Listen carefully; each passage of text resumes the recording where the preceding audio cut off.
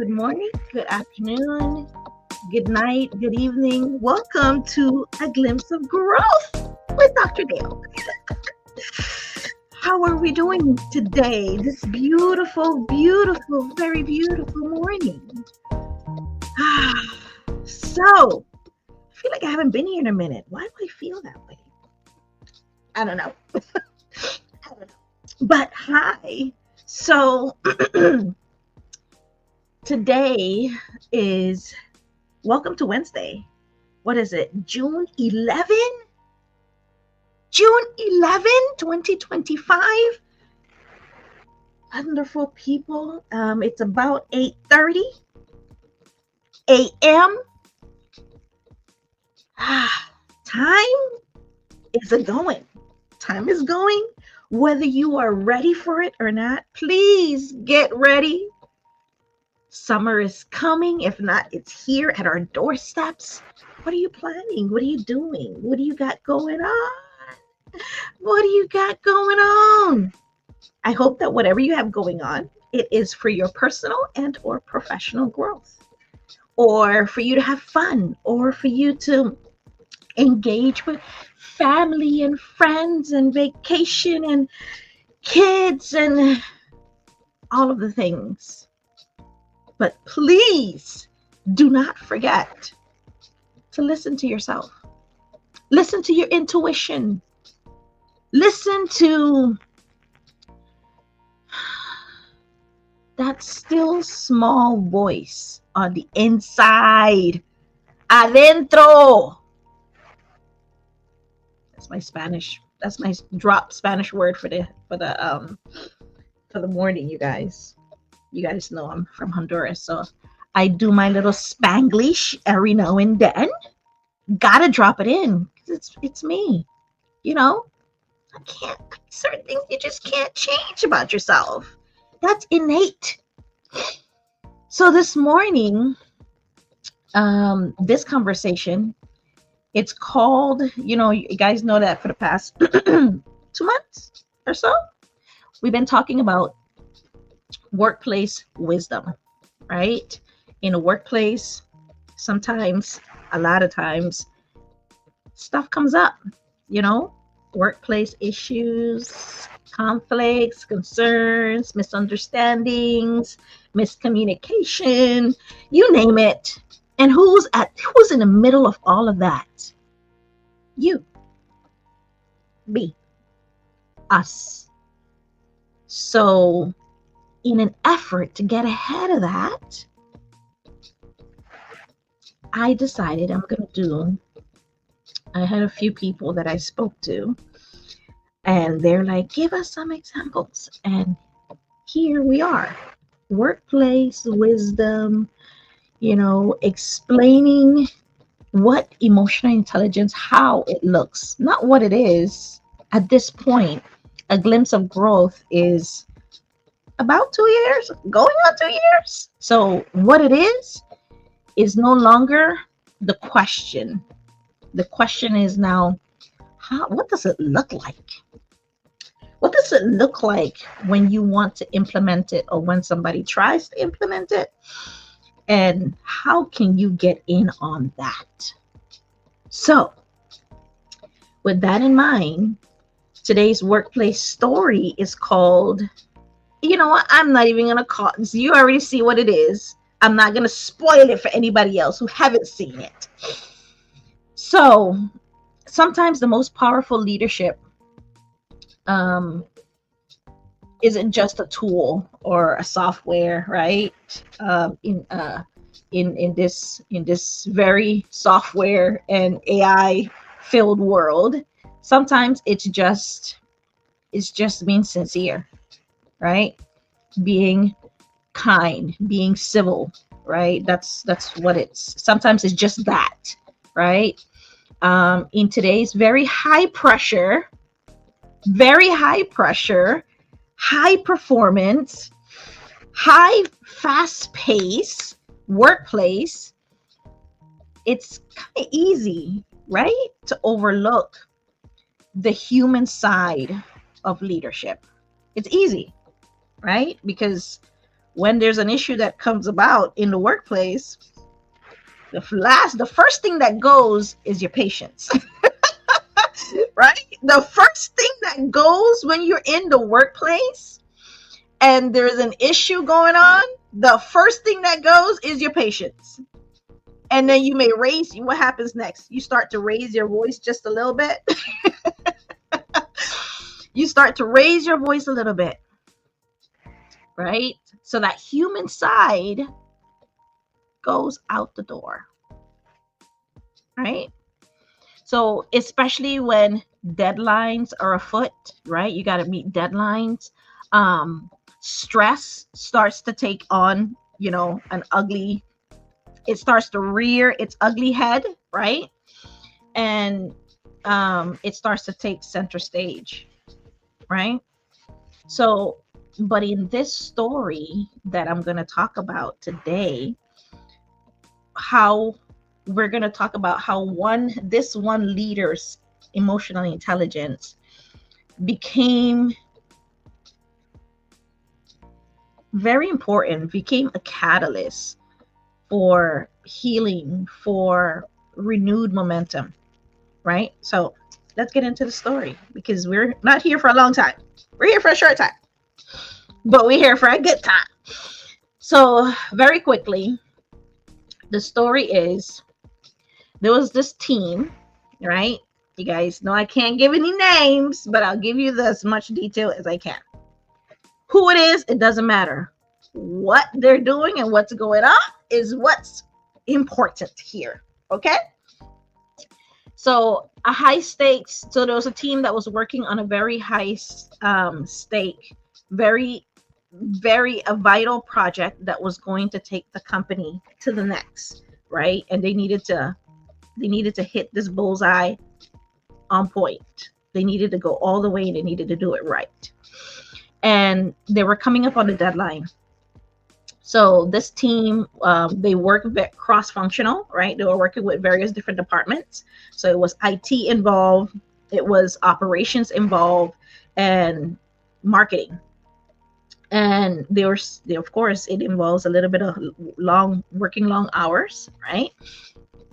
And with intense pressure, need I say.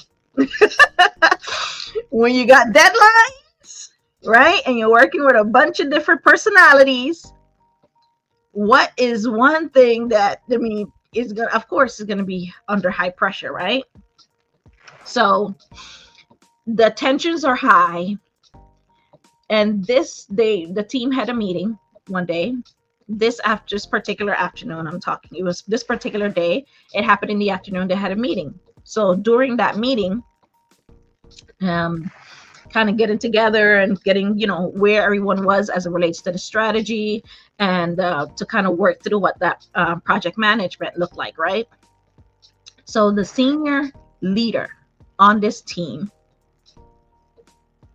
everybody's having conversations back and forth. Just picture a big boardroom, and people are on both sides, right? And they're talking. This one is talking to that one, and this one is answering that one. This one, there's one there just writing notes. There's another. It was just a lot of collaboration, engagement going on. And then this senior leader snapped.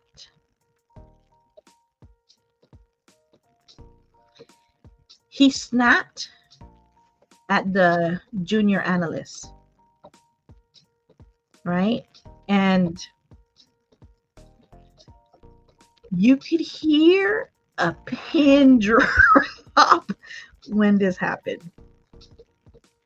It was in front of everybody, right? And he screamed, right?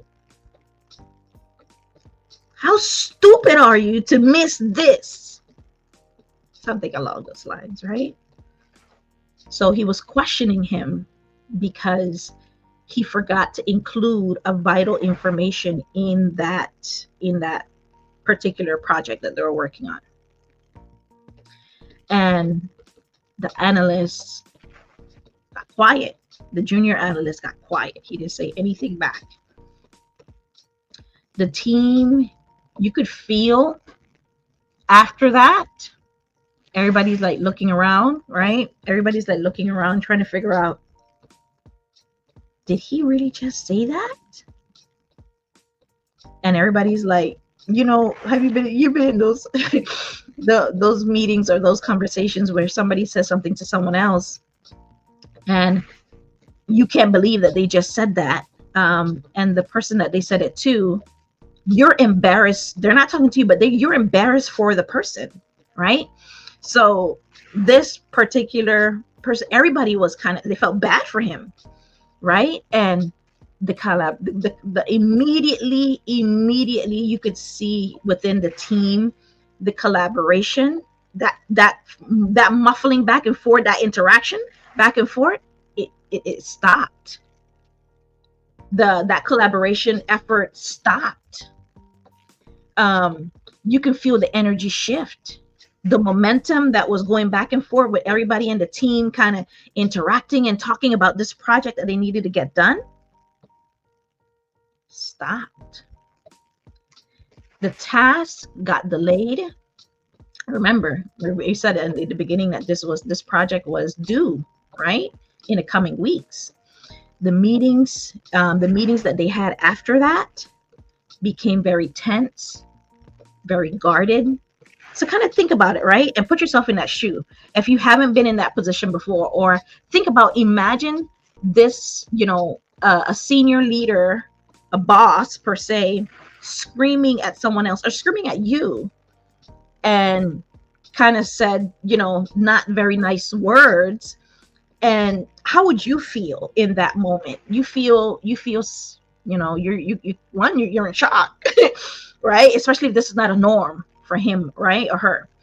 And you're in shock and you're like going through all of the emotions. What are you feeling? You're feeling shock. You're feeling disbelief. You are scared or fearful. You don't understand. You're kind of frustrated, and you probably want to choke that leader. Depending on what you're feeling in the moment. Everybody goes through the different feelings. So the team felt this shift, and days after that, what do you think happened? You think it just went away? No. When something goes wrong in the workplace, the last thing that happened, especially if it's something that's gossip worthy, people are talking about it. They're coming home to their family, their friends, and they're texting and they're calling and they're talking about this thing that just happened with this boss and this other employee. And what do you think? What's the next thing that happens? People start to pick sides. You're like, I can't believe he said that to him. Or that employee should have known better. He should have added it to the project. Whose side? People start to pick sides, right? And of course, the project got delayed. Of course, the meetings after that were tense because people that now they're not looking at, okay, they saw that happen to him. They're like, okay, so if he did that to him, he may do that to me. So I'm gonna just sit here and be quiet and do what I gotta do without, I don't want to get in trouble. So I'm gonna just sit here and in this meeting quietly, and I don't have anything to say. I don't have anything to add, right? So that creativity, it goes on the back burner, right? That collaboration, that interaction, that wanting to share information, because based on this project, to make this project like keep going and get done right and productively, that stops, right?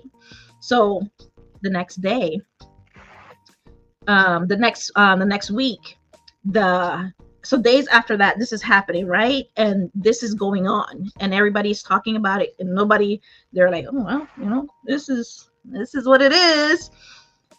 And another meeting happens, and nobody's saying anything, and it's just the tension in the air.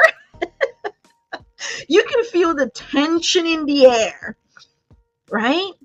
So so I think about 2 weeks or 3 weeks passed by with the same thing going on, right?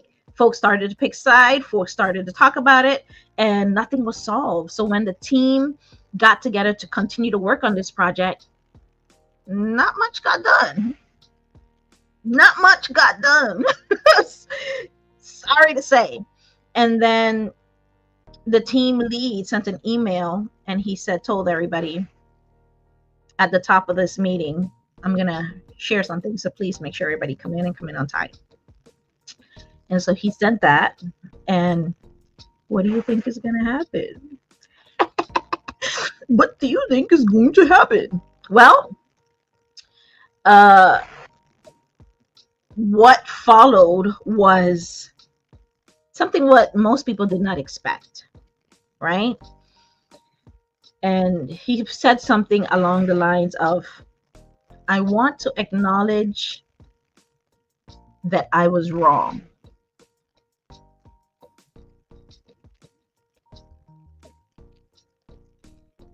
He continues. He said, I allowed stress. I allowed my stress to burden you. And that's not fair. So I owe you and all of you an apology. So, and he said, that's not the kind of leader that I want to be. That's not the kind of teammate that I want to be. He said, I want to be better.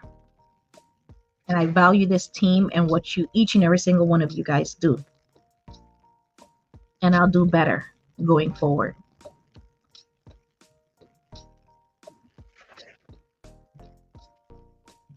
The room was silent yet again. You could see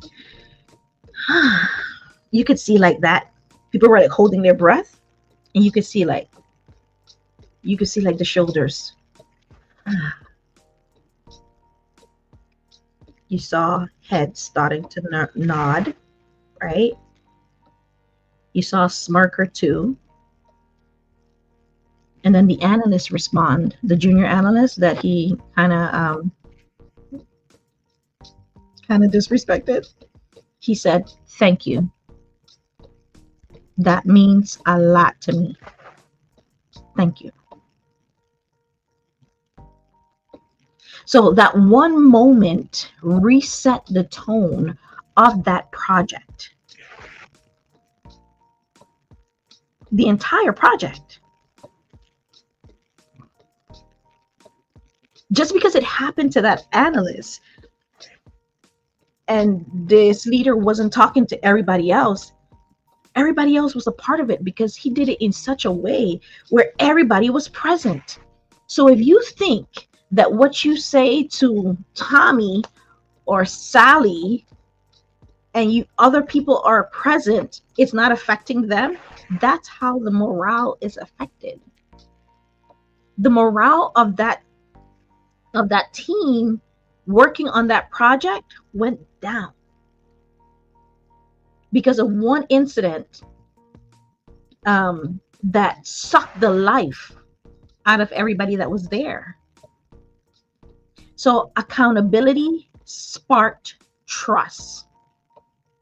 That leader took accountability. That trust reignited the collaboration. And the project, of course, thank heavens, it launched in time. So this is how emotional intelligence kind of spoke to that situation, right? Emotional intelligence, self-awareness, we know, it enabled that leader to reflect on their own behavior. If you're not ready to be real with yourself, please keep scrolling. Self-regulation, the second part of emotional intelligence, says it allowed him to help the team to repair the damage rather than rather than defending it, because they could have been in that culture, that in that mode where, oh, suck it up and get over it. And then empathy. Empathy reminded everyone that people that relationships, that they are all central to the performance of this entire of the entire organization. People and relationships. People and relationships. If people can't work together, nothing is going to get done. Because you need team members. Everybody has a part to play in that organization. So here's some reflection questions for you. When was the last time you owned a misstep at work?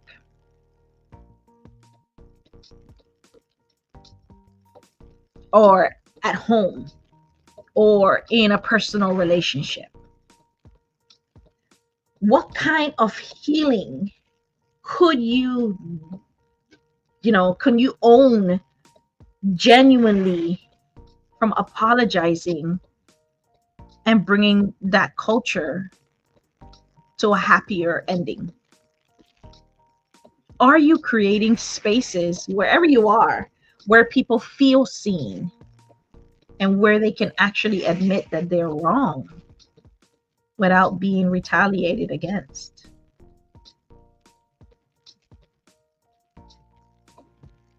If people can do that in your space, wherever your space is, then I urge you to give it a second look. Give yourself a second look.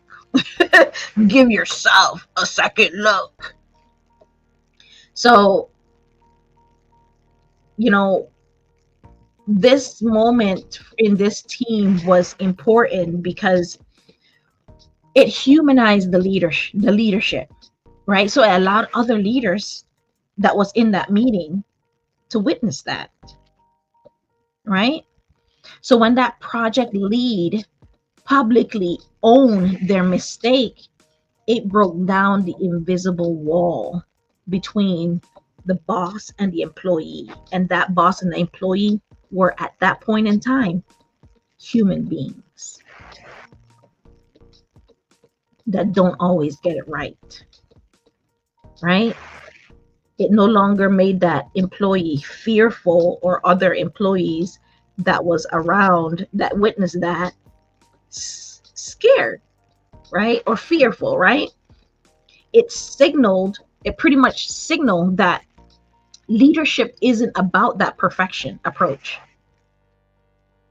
It's about being present. It's about being humble, humility, and holding accountability. Right? Because you shouldn't hold your team accountable for something that you don't hold yourself accountable for.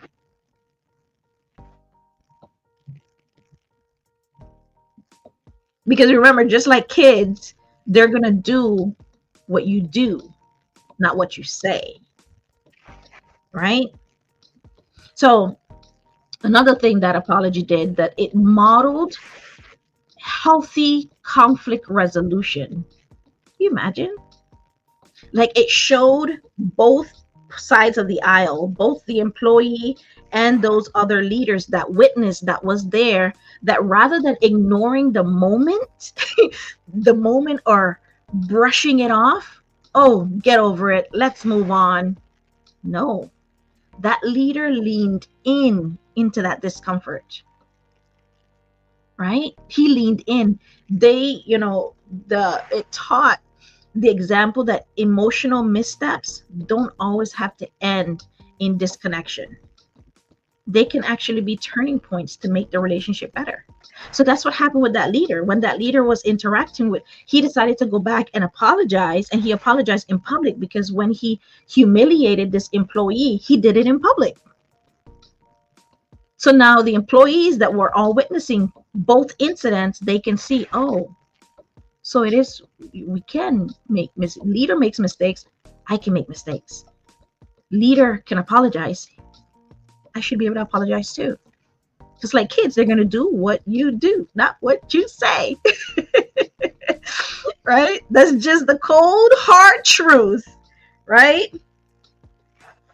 That's just the cold, hard truth, right? So, how are you modeling a healthy conflict resolution?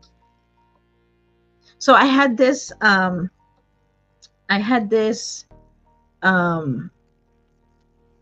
relationship where this conversation with this person, they came back and misunderstandings were afoot, right?